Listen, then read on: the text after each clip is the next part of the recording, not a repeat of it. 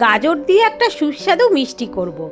হালুয়া কিন্তু নয়, গাজরটা নিয়েছি বড়, এটা কেটে নিয়েছি, মিক্সিতে পেস্ট করে নেবো অল্প একটু জল দিয়ে। ঘিয়ের মধ্যে দিয়ে দিলাম সুজি, সুজি এখানে ছোটো বাটির হাফ বাটি দিয়েছি।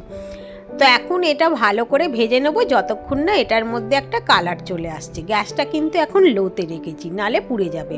এখন খুব সুন্দর একটা কালার চলে এসছে।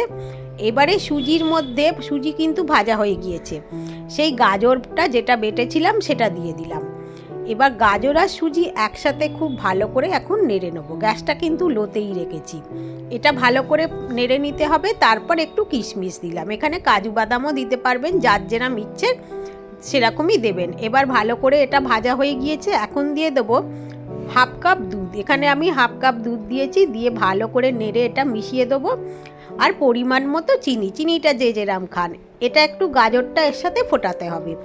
ব্যাস, এখন একদম রেডি হয়ে গিয়েছে।